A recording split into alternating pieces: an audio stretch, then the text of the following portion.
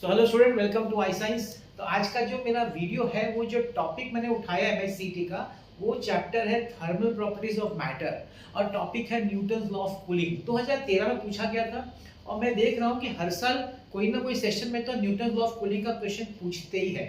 तो फिर मतलब इंपॉर्टेंट हो गया टॉपिक, तो मैंने चलो ले लेते हैं। बड़ा छोटा सा क्वेश्चन आप सब देख सकते हैं सामने। क्वेश्चन में जाने से पहले हम लोग बात करते हैं न्यूटन्स लॉ ऑफ कूलिंग है क्या बेसिकली, जिससे रिवाइज हो जाएगा, जो मैं हर बार करता हूँ। तो देखिए, न्यूटन लॉ ऑफ कूलिंग बोलता क्या है, उसमें क्या है, हॉट बॉडी लिया जाता है। मैं आपको कुछ शॉर्ट में एक्सप्लेन कर रहा हूँ, पूरा एक्सपेरिमेंट नहीं समझा रहा हूँ, शॉर्ट में। एक हॉट बॉडी, सपोज उसका टेम्परेचर है सपोज थीटा, ठीक। आपका सराउंडिंग है, हॉट बॉडी के आजू बाजू भी सराउंडिंग होगा, एनवायरनमेंट बोलो, सराउंडिंग बोलो, उसका टेम्परेचर सपोज थीटा नॉट। तो अगर आप कोई हॉट बॉडी को आप ऐसे सराउंडिंग में रखेंगे तो क्या आप देखेंगे कि हॉट बॉडी धीरे धीरे ठंडा हो रहा है।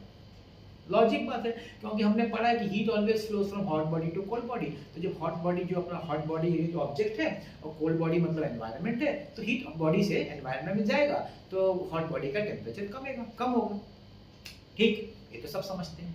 ये कंसेप्ट जो Newton law of cooling concept क्या पढ़ता है, वो ये जानने की कोशिश करता है कि अगर ये बॉडी का टेम्परेचर घट रहा है तो किस रेट से घट रहा है, किस स्पीड से घट रहा है, वो ये जानने की कोशिश करता है। तो इसको जब स्टडी किया गया, एक्सपेरिमेंट जो आपके कॉलेज में आपको कराया गया होगा, तो ये पता चला कि जो उसका रेट है ना, जिसको हम बोलते हैं रेट ऑफ कूलिंग, ठंडा हो रहा है ना तो कूलिंग, तो rate of cooling is D theta by dt is proportional to the difference in temperature। किसका डिफरेंस? हॉट बॉडी का सराउंडिंग का जो डिफरेंस इन टेम्परेचर है ना, उस पे ये रेट ऑफ कूलिंग डिपेंड करता है या प्रोपोर्शनल है। आप इसको और अच्छी तरह अगर लिखना है तो आप कांस्टेंट भी ऐड कर सकते हैं, थीटा माइनस थीटा नॉट।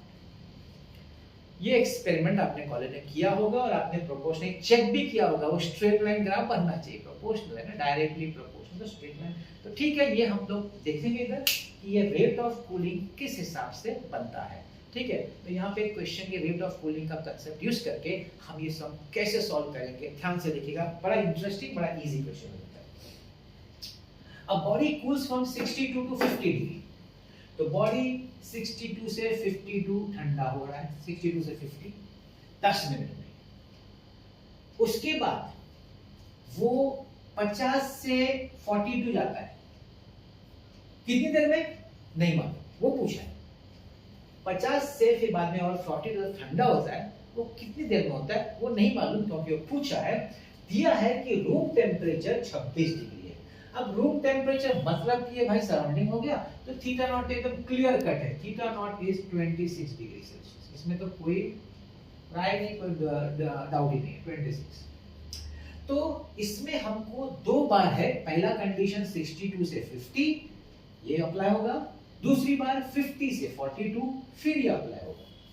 और हमको पहले केस में डी थीटा टाइम दिया हुआ है, दूसरे केस का टाइम पूछना है। बड़ा इजी है, ध्यान से। तो पहला केस अगर हम लोग यूज करें, मतलब D theta by dt is equal to K theta minus theta not. मैं सब्स्टिट्यूट कर देता हूं, डी थीटा मतलब डिफरेंस इन टेम्परेचर, तो 62 माइनस 50 अपॉन टाइम मतलब देखेंगे तो 10 मिनट है, is equal to k theta temperature of the hot body that is 62 और theta naught मतलब सराउंडिंग जो कि 26 डिग्री, ठीक। 62 minus 50 is 12 upon 10 is equal to k 62 minus 26 so 6 36। Okay, तो चाहिए तो थोड़ा इसको सॉल्व कर लेंगे। तो 12 3 जा नीचे आ जाएगा, 1 upon 30 is equal to k। रह दीजिए इसे, आगे बढ़ते हैं। सेकंड कंडीशन पे आ जाइए। सेकंड कंडीशन फिर ये फॉर्मूला यूज करेंगे। ये मैं बोल सकता हूं कि भाई ये मेरा फर्स्ट कंडीशन है, ये मेरा फर्स्ट कंडीशन है। अब मैं लिखता हूं सेकंड कंडीशन।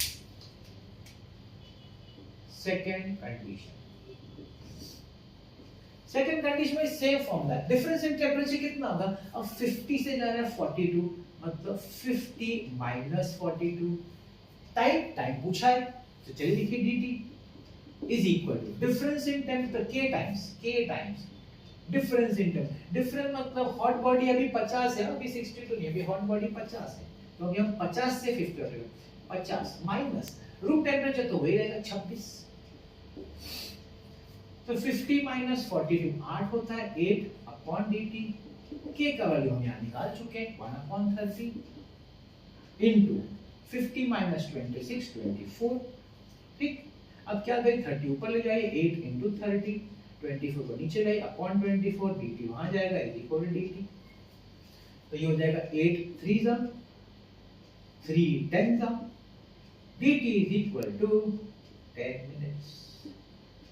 क्या हमारे पास 10 मिनट्स आंसर है? यस, हमारे पास है 10 minutes is the answer, which is option D.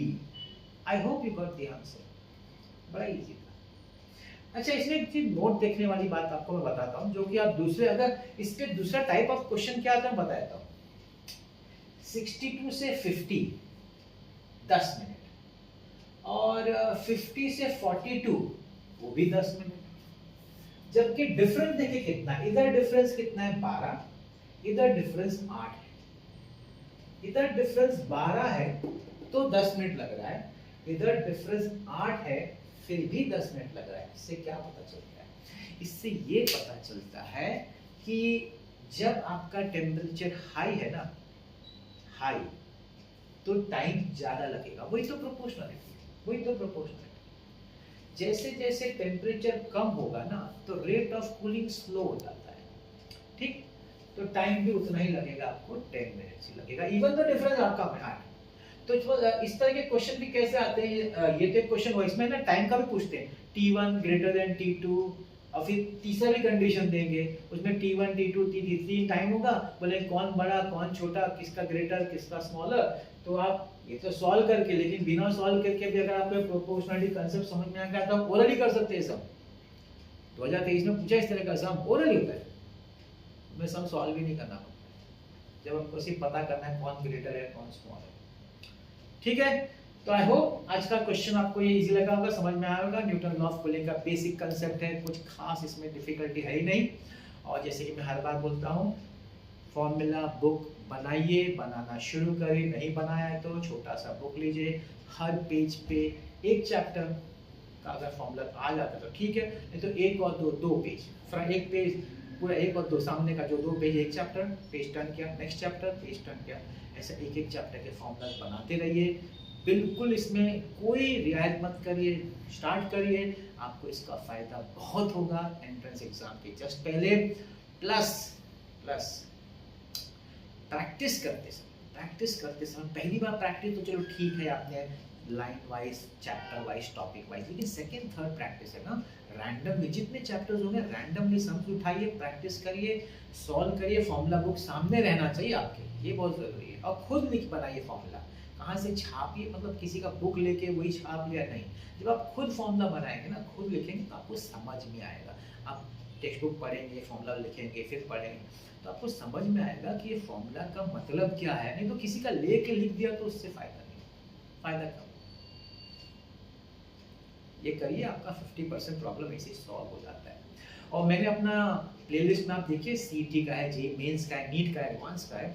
आप अगर वहाँ के क्वेश्चन देखेंगे तो आपको पता चलेगा कि आपने जो फॉर्मूला लिखा है ना, उसी से बेस सब सीटी हो कि नीट हो, कुछ भी हो, सब उससे सॉल्व हो सकता है। तो कोई डिफिकल्ट नहीं, कहीं भी से भी जे मेंस करो कि जे एडवांस भी कर लो, आप देखेंगे कि अरे ये तो फॉर्मूला अपने पास है इसका, इसमें कुछ नया कुछ है ही नहीं कंसेप्ट। तो ऐसे करते रहिएगा, और मैं आशा करता हूँ कि आपको धीरे धीरे फिजिक्स इजी लगने लगेगा, और यही मेरा एम है कि आपको फिजिक्स इजी लगे। तो ऐसे ही मैं आपके लिए वीडियो बनाता रहूँगा। आज का मेरा वीडियो देखने के लिए बहुत बहुत धन्यवाद।